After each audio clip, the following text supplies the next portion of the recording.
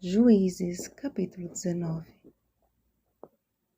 Nunca tal se fez, nem se viu, desde o dia em que os filhos de Israel subiram da terra do Egito até o dia de hoje. Ponderai nisso, considerai e falai. Versículo 30. Após a leitura deste terrível relato, creio eu que seja o mais desagradável para as mulheres. Surgem alguns questionamentos. Como pode uma história tão horrível estar nas páginas da Bíblia Sagrada? Deus não poderia ter apenas citado que Israel cometeu muitas maldades e pronto? Precisava contar os detalhes? É que são justamente nos detalhes que percebemos os pecados que levaram o povo a uma apostasia sem limites. O concubinato nunca foi plano de Deus, mas havia se tornado costume em Israel, onde as mulheres concubinas não possuíam os mesmos direitos das esposas e, em sua maioria, eram tratadas como mercadorias.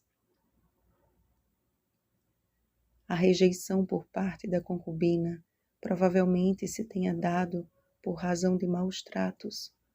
Passado algum tempo, porém, o levita foi após ela para falar-lhe ao coração, a fim de tornar a trazê-la.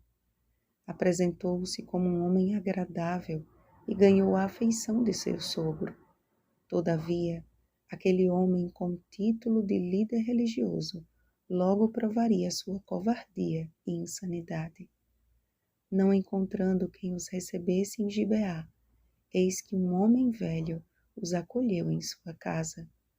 Enquanto eles se alegravam, enquanto ignoravam seus corações endurecidos pelo pecado, enquanto buscavam prazer em coisas temporais, estavam prestes a tornarem-se cúmplices de um crime hediondo. A casa do homem velho foi cercada por filhos de Belial, que insistiam para que o homem lhes entregasse o levita, a fim de que pudessem abusar dele. Juízes 19 não nos faz lembrar de Gênesis 19? Da mesma forma que Ló chegou a oferecer suas filhas virgens para aplacar a fúria dos sodomitas, aquele homem ofereceu sua filha virgem e a concubina do levita para que delas abusassem. Por razões que não conhecemos, apenas a concubina foi lançada à mão daqueles homens malignos, sofrendo um estupro sem precedentes. Creio que este seja o crime mais temido por toda mulher. Agora imagine ser entregue pelo próprio marido para sofrer tamanha maldade. Pior ainda, sendo o seu marido um sacerdote, um líder religioso. Este episódio é uma prova inequívoca do que o homem sem Deus é capaz de fazer.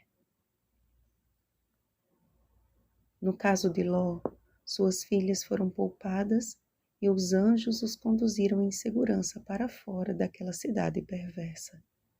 E por que a pobre da concubina não foi poupada também?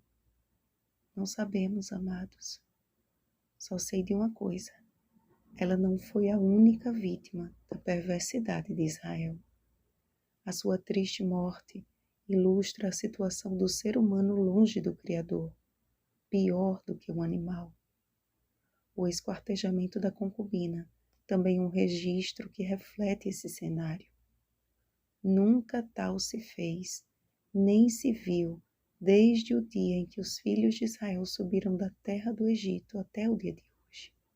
Ponderai nisso, considerai e falai.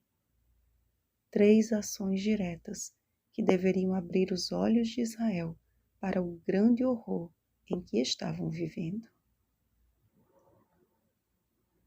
A condição espiritual de Israel tornou-se deplorável, mas por pior que fossem suas atitudes até então, nada se comparava com aquela brutal covardia. E ainda mais covarde foi a atitude do levita, que foi conivente com aquele crime a fim de salvar a sua própria vida. A multiplicação da iniquidade naqueles dias aponta para uma sociedade insensível e egoísta aponta para o tempo do fim. Por se multiplicar a iniquidade, o amor se esfriará de quase todos. Mateus capítulo 24, versículo 12. Certamente aquela concubina gritou por socorro. Hoje, podemos ouvir gritos de socorro da parede ao lado de nossa casa, da mesa de um colega de trabalho, dos corredores da escola. Ao nosso redor, eis o cenário da dor. Não permita que o seu coração se torne insensível às necessidades de seus semelhantes, mas que, como os anjos que livraram Jó e suas filhas, sejamos instrumentos de Deus, levando o Evangelho de Cristo e a esperança de sua breve volta a um mundo que está em contagem regressiva. Ponderai nisso, considerai e falai. Vigiemos e oremos. Bom dia, arautos do Evangelho Eterno. Oremos pelo batismo do Espírito Santo. Oremos uns pelos outros. Rosana Garcia Barros.